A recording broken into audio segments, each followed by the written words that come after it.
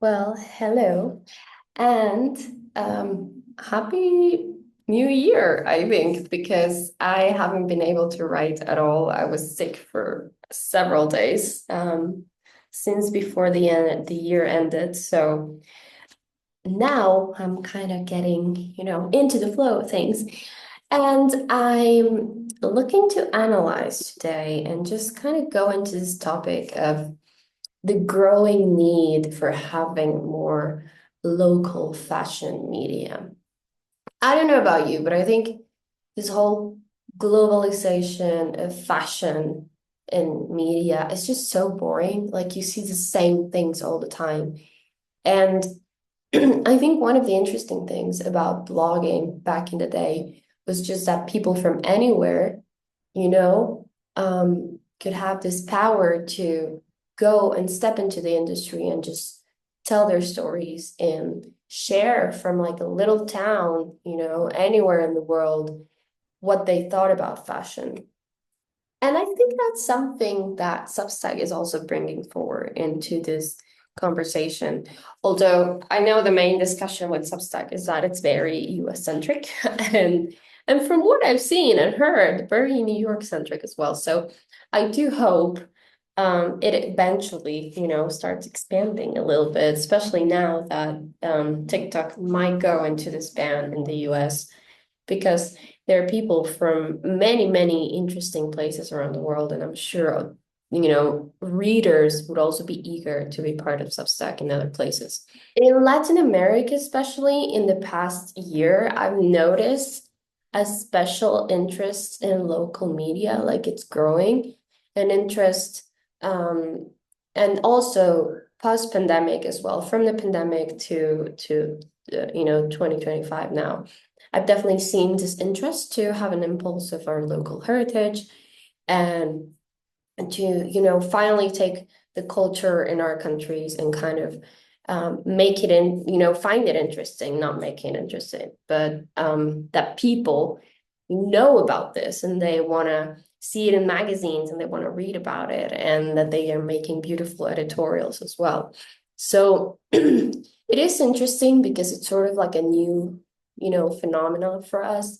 Because back in the day, I would say a few years back from this, um, there wasn't that much of appreciation for Latin American culture. So it is really good to get to see this in global media now. I do think legacy fashion media took a really long time to kind of get a hold of trends, and not only trends, but just appreciate what we have in our country. Like I can speak for Mexico, right? An example I can give you is that I used to work about Mexico and Latin America several years ago. I work in digital, and we used to have this. Um, the website used to have all the runway shows, right? Before Vogue turned into this global strategy with Vogue Runway, Vogue Mexico and Latin America used to have their own database of fashion shows in the region. And so you would be able to see, I don't know, all the shows in Mexico, all the shows in Guatemala, all the shows in Panama and Colombia and blah blah blah. I think it was such a great initiative. Now that it's not available because Vogue eventually, as we know, it turned into like this global strategy and they turned Vogue Runway in order, to control all the content from all the international Vogues and everything. Now that we don't have that in Latin America, well, firstly, I've been saying this for a few years that when I noticed it was gone, I was quite terrified because I was like, who is documenting, the fashion in our countries? Who is going to document that? Because that was such a great tool, and maybe not many people knew about it, but it was definitely a way of documenting all the years of fashion evolution in our region. So the way it works now is that Vogue Runway does cover a few Mexican designers and Latin designers, but they're more selective with who they cover and who they upload to the website, obviously. Something I've noticed is that we went from this kind of global perspective, talking specifically from online content, which is the content you would see on the website of like Vogue Mexico. When before that, we used to have more local content, right? So when Condé Nast turned into like this global initiative, you could kind of see a bit of a contrast in that the predominant content on the website would be more global. There would still be local content, right? But the stories felt more global. Probably, I mean, I don't work there anymore, so I wouldn't be able to say, but definitely seems that it's the, the majority of the content is probably just more global focus, like trend focus, celebrity.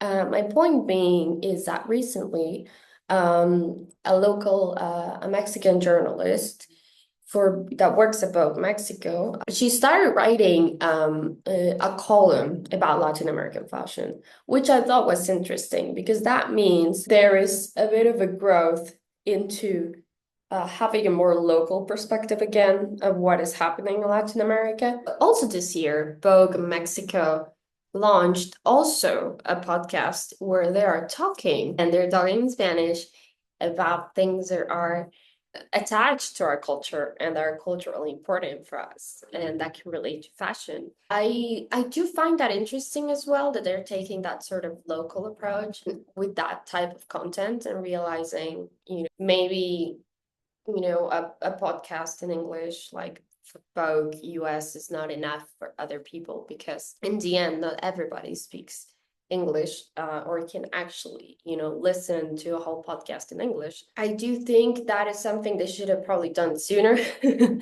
because, it feels a little late in the game, maybe for launching a podcast, but I'm guessing they must have had the reasons. So I recently saw this article by Mauricio Cabrera, and he's a sports journalist, but he's also very specialized in analyzing media worldwide and like what are the trends and where are we going.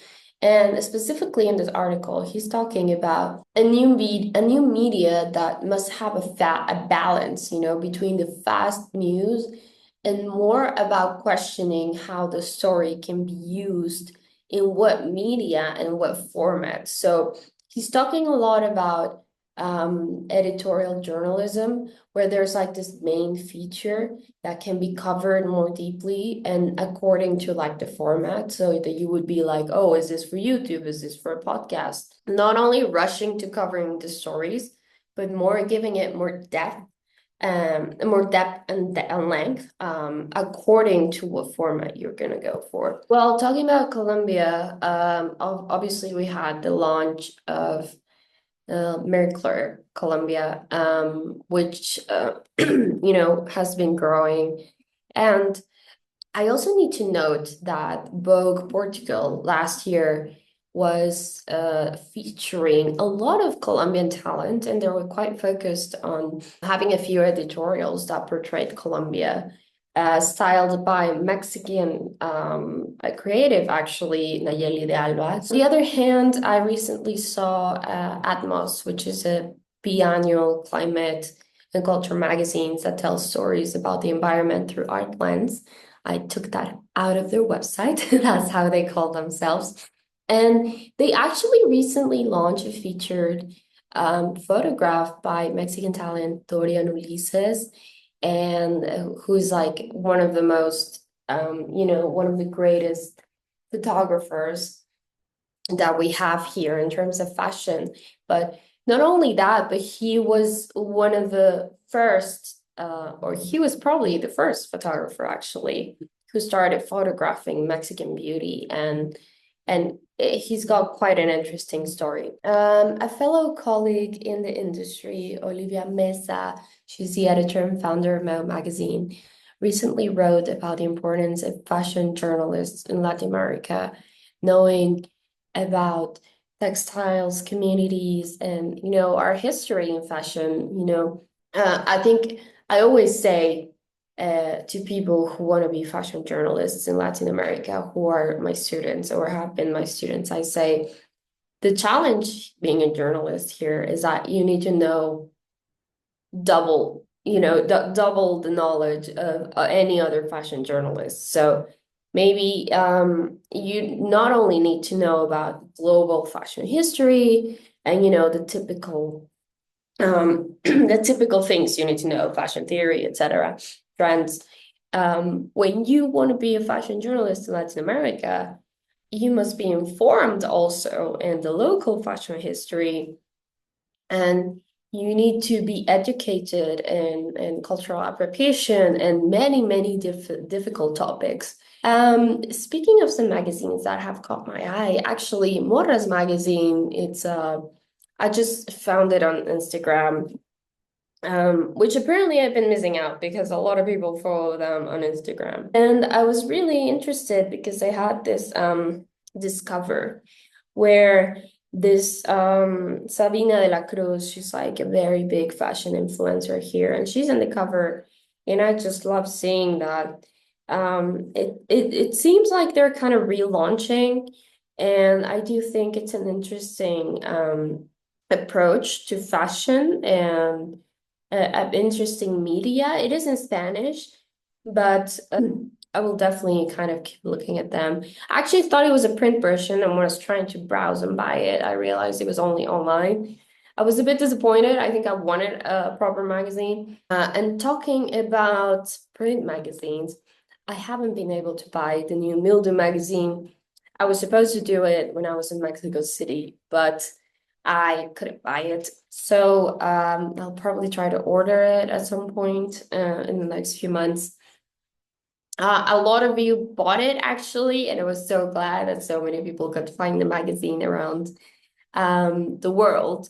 If you don't know about Mildew, Mildew is a second-hand fashion magazine, and it's the first one of its kind, from what I understand. And I only have one edition, which I actually have right here, because I was looking at it yesterday. And I think in terms of, I was listening, I'm sorry, I'm kind of quickly changing topics here because I was listening to Fashion Roadman the other day on YouTube, and he was saying that he hasn't really seen interesting media lately, print media. And I was like, there's Mildew. I think what Mildew has that makes it very interesting, not only, of course, because they're focused on secondhand and the design, which I love. It's not only about that, but I think they really managed to get a great balance between this local and global content. Because I think the way, stories are being told in so many magazines can get so boring nowadays because they're all looking at the same things. I mean, and the things that we looked a zillion times online, right? So definitely having this unique stories and that can be told from any place, right? Because they have, I don't know, in this edition, for example, like market research, and they talk about going to different flea markets around the world, including Mexico, in Africa, and also in Tokyo. So I think that gives you a pretty good understanding that, fashion is kind of everywhere, and we're all feeding each other from different things. But the way globalized fashion media is portraying fashion is just, well, it's just global. So there's not many interesting things sometimes there. Yeah, I mean, how many articles can we have about who's gonna be next in Chanel and blah blah blah. By the way, I also just saw on Reddit. I do like to be lurking on Reddit sometimes. They have interesting things. And someone posted this Vogue Taiwan cover, and they were talking about how the whole editorial is about overconsumption. And I just have to say, I love the editorial. However, can a fashion magazine talk about overconsumption when they are the ones also promoting it? I mean, I don't know. Is this like, it's interesting. I would love to see if the content actually matched the cover or what they're saying. So if someone has access to Vogue Taiwan, you can maybe take a look. But anyways, I hope we get to see more local media and or more like a local focus on fashion rather than this global focus. I definitely want to see more local stories. Anyways, thank you for listening, and I'll see you soon. Maybe you can see my cat. That's her chair. That's her chair.